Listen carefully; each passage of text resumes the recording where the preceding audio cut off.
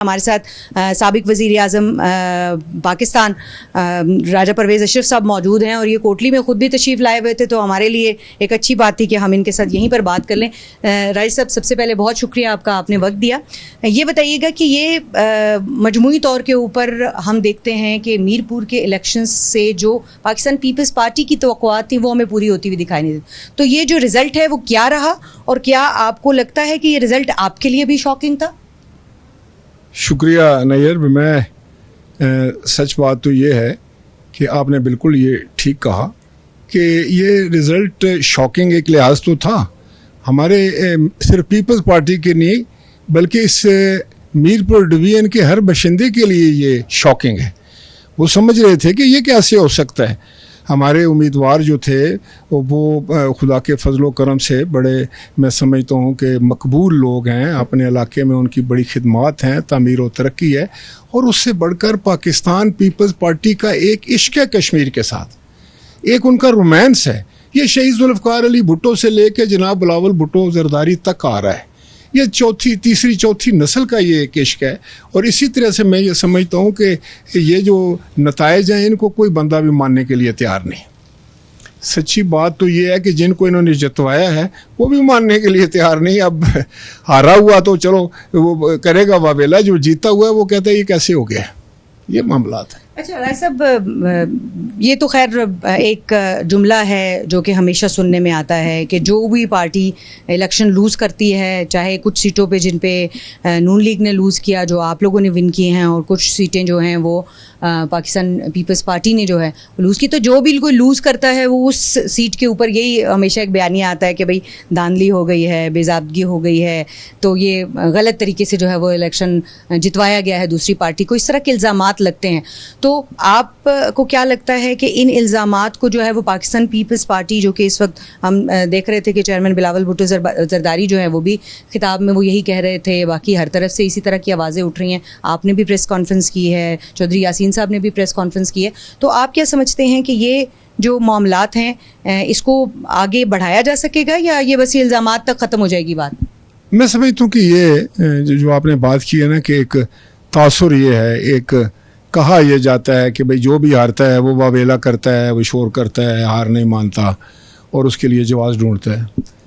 इसी की आड़ में जो है ना उसके साथ ज़्यादती होती है। अच्छा। कुछ कुछ लोग करते होंगे वावेला, लेकिन जिसके साथ असली ज़्यादती हो जाए, जिसका मैंडेट चुरा लिया जाए, जिसके वोटों के ऊपर 3 बंदे आपने खुद देखे हैं नहीं है कि बैठे हुए 2 बंदे ठप्पे लगा रहे हैं, तो मैं बताऊं कि वो बेचारा क्या करेगा?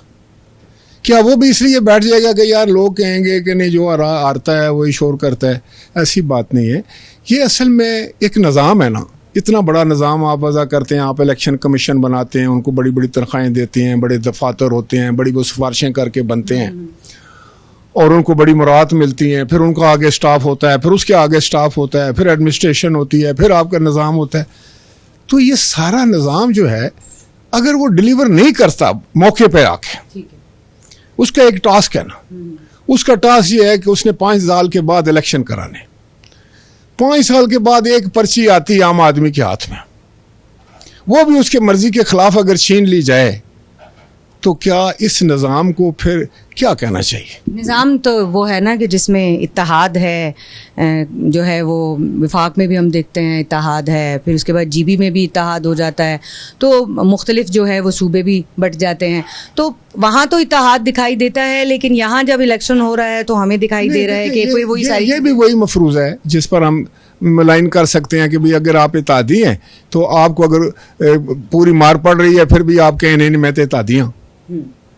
ये तो आप घर में भी करें ना, किसी बच्चे के साथ जो आपका अपना बेटा बच्चा होता है, घर का फर्द होता है, उसके साथ भी ज्यादती करें तो वो भी शोर करता है, वो भी नहीं मानेगा आपकी बात। तो ये तो इत्तेहाद है ना, 2 मुख्तलिफ पार्टियों का इत्तेहाद है। तो मैं तो सिर्फ ये कहना चाह रहा हूँ कि अगर इत्तेहाद को ही मजबूत करना है, अगर हमने इस तरह साथ चलना है, तो फिर कम अज़ कम देखें, अगर ये हो जाता है कि ठीक है भाई जिसके पास जो सीटें आती हैं, जिसको अवाम इलेक्ट करते हैं, ठीक है, उसके बाद इत्तेहाद कर लेना। पहले ही आप एक पार्टी को जो है वो आप उसको कट करना चाहते हैं, उसको आप श्रिंक करके तो फिर उसको इत्तेहादी बनाना चाहते हैं, ऐसा तो नहीं होता ना। अब इल्ज़ामात जो हैं वो लग गए, राना सनाउल्लाह की जानिब से इल्ज़ामात जो हैं वो सारों ने देखे कि वो क्या क्या इल्ज़ामात लगा रहे हैं। फिर बसें जो हैं वो आती हैं, उस पर पाकिस्तान पीपल्स पार्टी की जानिब से जो है वो एतराज़ उठाया जाता है कि रिसोर्सेज जो हैं वो विफाक से आ रहे हैं। तो ये सारी चीज़ों की मौजूदगी में की तरफ से जो मैंने सुना है, देखो मैंने तो नहीं बात की ना, मैं कहता हूँ चलो प्री पोल तो आपने जो कुछ करना था, वैसे हकीकत यह है कि बसें भी इलेक्शन वाले दिन ही आनी थी। कश्मीरियों को क्या उस दिन बसों की ज़रूरत थी या पहले नहीं थी? तो ये एक चीज़ें हैं, ये ढकोसले हैं इस सियासत में, चलो इनको भी थोड़ा सा ओवरलुक करना चाहिए। लेकिन ये जो है ना कि आप पोलिंग स्टेशन का जो तकद्दुस है, जो आपकी वोट का तकद्दुस है, जो उसका एक जो बुनियादी रूह है, उसको आप कुचल करके कि मैं बन गया या मैंने बना दिया है किसी को, तो मैं नहीं समझता कि वो आपके लिए जायज़ है या किसी के लिए भी जायज़ है।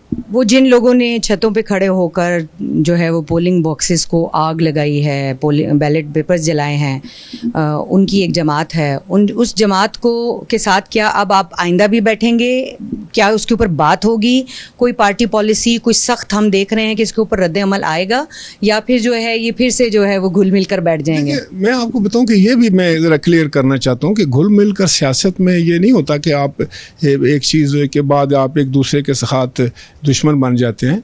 लेकिन देखें, जो हमारा एहतजाज करना हमारा बनता है, और ये चीज़ें इत्तेहाद पर इफ़ेक्ट करती हैं, एडवर्सली इफ़ेक्ट करती हैं, आपके मूड पे करती हैं, आपके जहन पे करते हैं, आपके तलकात पर करते हैं।